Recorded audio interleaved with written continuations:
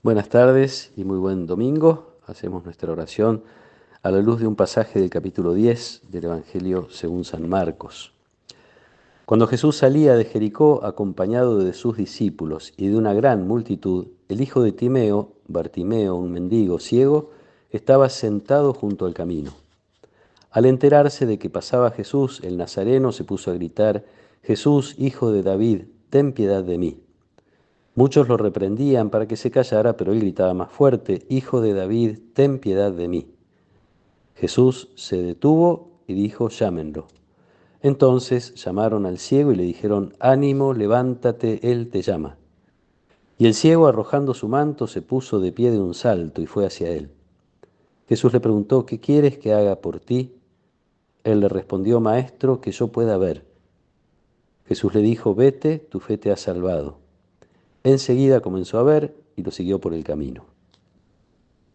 Palabra del Señor. Marcos empieza esta parte de su evangelio contándonos el anuncio que hace Jesús de su pasión, nos cuenta después las distintas reacciones que provoca: Pedro intentando disuadir a Jesús, Santiago y Juan pretendiendo cargos de honor, los tronos a la derecha y a la izquierda de Jesús.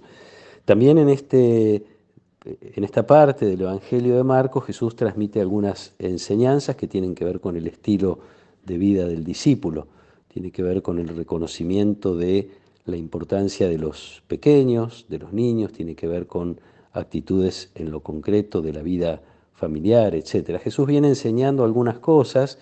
En medio de esto flota aquella expresión de Jesús a los discípulos: «Ustedes tienen ojos pero no ven».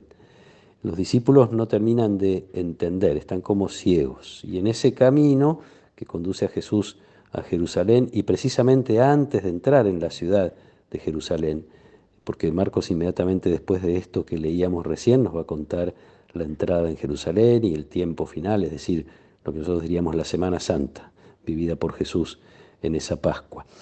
Al final de ese camino, como decía, antes de entrar en Jerusalén, aparece este hombre ciego, que de alguna manera representa esa ceguera de los discípulos. Una ceguera que en la palabra de Dios siempre tiene que ver con el rechazo a las cosas de Dios, a veces con culpa. Los ciegos, los sordos son los que no quieren escuchar las cosas de Dios, no quieren ver las cosas de Dios. Pero también en la palabra de Dios la ceguera tiene que ver con una limitación, yo diría inocente, sin culpa. De hecho, la primera lectura de hoy, hablando de la intervención de Dios en la historia, pone entre los necesitados a los ciegos, ciegos y lisiados, mujeres embarazadas y parturientas, dice el profeta Jeremías en la primera lectura. Entonces este hombre representa a aquellos que quieren ver y gritan, llaman, pasan por una necesidad, está ciego, no puede caminar, y aunque pudiera, en Jerusalén no lo dejaría entrar en el templo por su condición. Está sentado, inmóvil, y está al costado del camino. La invocación que hace con fe de Jesús para que lo saque de esa situación encuentra la respuesta, como Jesús no puede pasar de largo, nunca pasa de largo frente a la necesidad de nadie. Aunque algunos querían hacerlo callar y pocos habrían pensado en detenerse, Jesús se detiene: «Llámenlo». Este hombre, sintiéndose invitado, y además con una invitación tan linda: «Ánimo, levántate, Él te llama», arroja su manto, se le pone en pie de un salto y va hacia Jesús. Su manto representa su fuente de ingresos, representa su abrigo, en definitiva representa lo poco que tiene, representa su vida. Se pone en un salto para acercarse a Jesús. Jesús le hace una pregunta que es muy linda, más allá de que uno pudiera pensar no tenía necesidad de preguntarle: «¿Qué quieres que haga por ti?». Pero es una actitud del corazón de Jesús.